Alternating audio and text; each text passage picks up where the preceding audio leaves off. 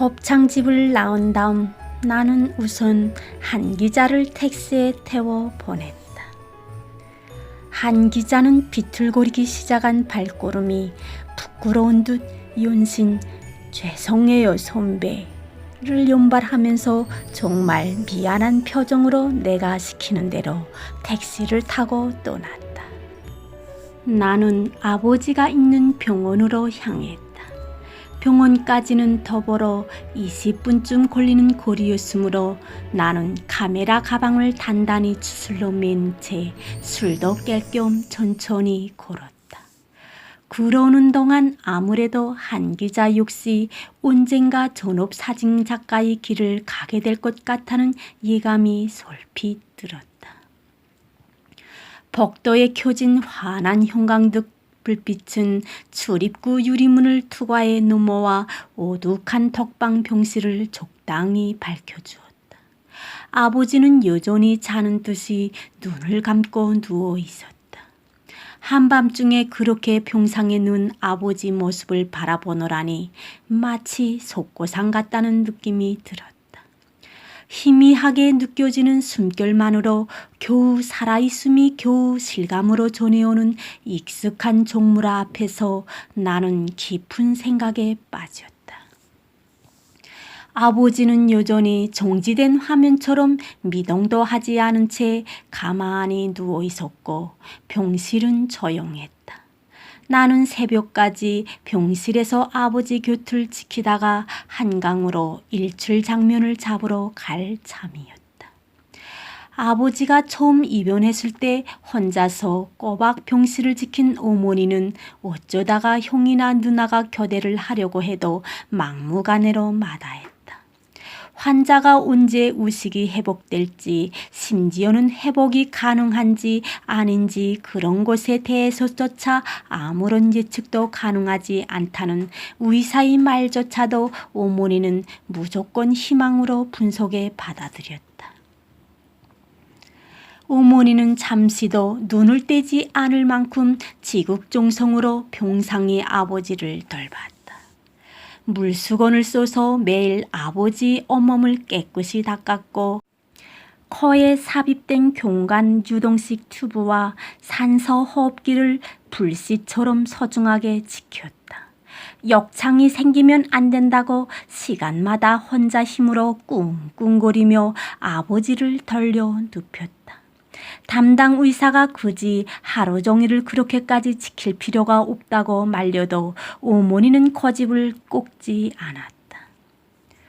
5개월쯤 지났을 때였던가 어느 날 아버지가 잠시 움직였다며 어머니가 호들갑을 떨었던 적이 있었다. 어머니는 온 가족을 불러 모아놓고 아버지는 반드시 일어날 것이라고 장담했다. 직접 보지 못했으니 아주 믿을 이야기도 아니었으나 식물처럼 가만히 누워만 있는 사람에게 그렇게 조금 움직였다는 일은 온 식구들에게 눈물겨운 감동이 되는 해프닝이었다.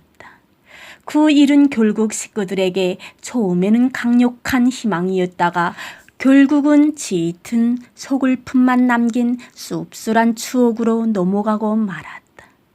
병실안 따뜻한 공기가 온몸에 나른한 기운을 퍼뜨렸다. 갑자기 치기와 졸음이 한꺼번에 몰려왔다. 나는 아버지 침대 옆에 나란히 놓인 보호자 의자에 몰어 누웠다. 시간은 자정을 막 넘기고 있었다. 아무리 늦어도 5시 이전에 눈을 떠야 한다. 막 잠이 들기 전 나는 스스로에게 다짐하듯 중얼거렸다. 잠시 늪에 빠져들듯이 깊은 잠속으로 미끄러져 들어간 것 같은데 소변이 마려 부득 깨어났다. 시간은 벌써 4시 가까이에 다 있었고 어둠에 묻힌 창밖 세상 그 위 밤하늘에는 별이 초롱초롱 보였다. 병실 내에 있는 화장실을 한번 다녀오고 나니 잠이 용 달아났다. 기지개를 한번 크게 켰다. 변함없이 조용히 누워있는 아버지를 으득하니 바라보고 있던 뇌 내리에 문득 케빈 카토의 덕수리와 소녀라는 사진이 떠올랐다. 굶주림에 지쳐 주저앉은 아프리카 수단의 한 소녀를 살찐 덕수리가 모기를 노리는 눈빛으로 바라보고 있는 장면인 이 사진은 1994년 전 세계 모든 사진 기자들이 꾸민 퓰리처상을 수상했다. 가만히 누워있는 아버지 모습은 굶주림에 지쳐 고개를 쳐들 힘조차 없이 주저앉아 있는 소녀의 모습과 오버랩됐다. 그 사진에서 나는 누구일까? 소녀가 죽기만을 기다리는 듯한 살찐 덕수리일까? 아니면 그 장면을 찍고 나서 소방 사람들로부터 소녀를 먼저 구했어야 했다고 혹독한 비난을 받은 남아프리카 출신의 유명 사진작가 케빈 카토일까? 케빈은 퓰리처상을 수상한 지 불과 3개월 뒤 자살을 했고 그가 자살한 원인을 놓고 덕수리와 소녀 사진을 둘러싸고 벌어진 논쟁으로 인한 죄책감이었다느니 단순한 생활고 때문이었다느니 오랫동안 이견이 분분하다. 하지만 살육가 시체들과 분노와 고통에 쫓기고 있다.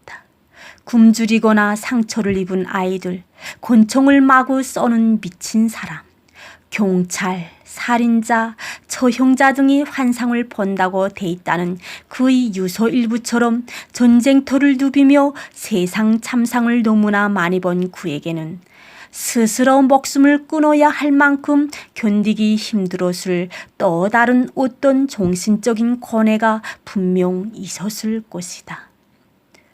2년 4개월 긴 시간을 의식을 되찾지 못하는 아버지를 놓고 기적조차도 바라지 않게 된 가족들이 기약없는 고통은 무슨 의미인가?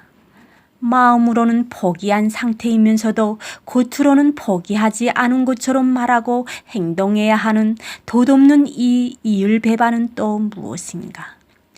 산소호흡기에 연결된 호수 하나에 생명줄이 걸린 아버지는 단지 말을 못하고 있을 뿐이지 어쩌면 타인의 손에 맡겨진 초라한 연명을 못 견디게 치욕스러워하고 있는 것은 아닐까. 오직 숨을 이어가는 것 하나만 가지고 인생의 의미를 부여하는 것은 그 자체가 모순일 수 있다. 몇 년 만에 우이숙을 찾아 되살아났다는 어쩌다가 세상에 알려지는 희귀한 토픽 하나만을 극단적인 가능성의 끈으로 묶어놓고 한없이 기다리며 지쳐가는 사람들. 이건 잘못돼도 한참 잘못된 일이다. 생명의 존엄성은 그 생명의 시작과 끝이 함께 존엄해야 함을 뜻하는 것이 아닐까. 저렇게 의식을 잃고 가만히 누워서 기계처럼 조금씩 숨만 쉬고 있는 삶이 토록만큼의 자의와도 아무런 상관없이 이어가는 피동적 삶이 생명의 존엄과 도대체 무슨 가치를 연결하고 있는 것일까? 나는 깊은 상념 속에 빠진 채 내 심장이 거칠게 여동치는 소리를 한동안 듣고 있었다. 나는 우선 가방에서 카메라를 꺼냈다. 플래시 모드를 오프에 두고 촬영에 들어갔다. 유동식 튜브가 꽂혀있는 코 위로 산소 호흡기가 덧씌워진 아버지 표정을 여러 각도에서 노출을 변경해가며 찍었다. 한참 동안 그렇게 병상 이쪽 저쪽으로 자리를 옮겨가며 때로는 병상 위에 올라서서 촬영을 하는 동안에도 아버지는 미동도 하지 않은 채 편안한 얼굴로 잠자코 누워 있었다. 뷰 바인더 속 아버지 표정은 한없이 맑았으나 형이 이야기하던 정면 대결 같은 처절한 기운 따위는 조금 더 느껴지지 않았다.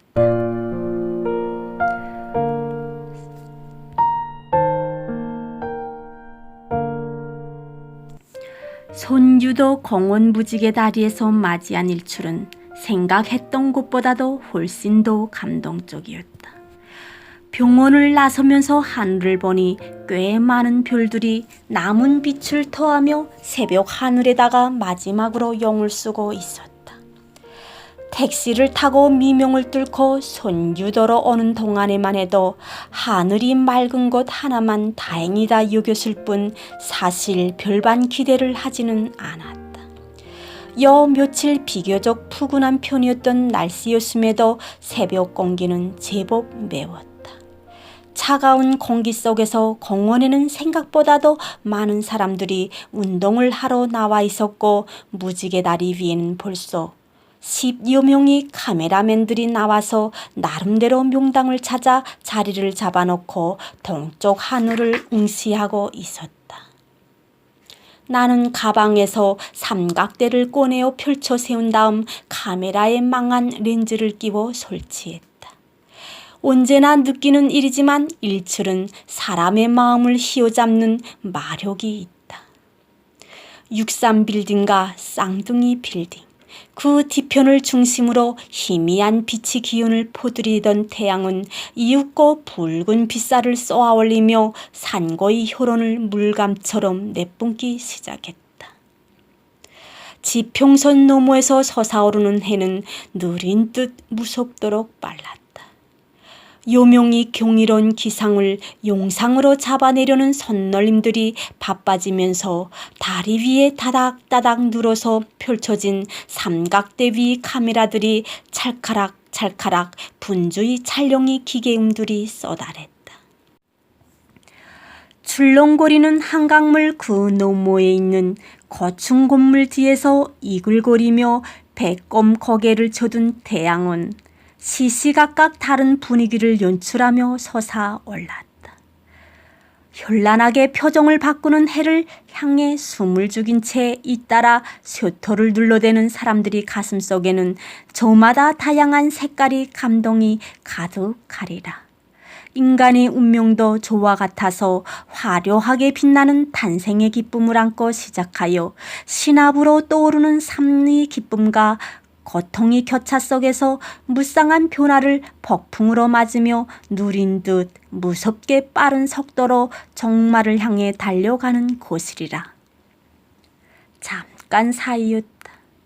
해는 미끄러지듯 솟아올라 도시와 강가 다리를 환하게 밝히고 있었다.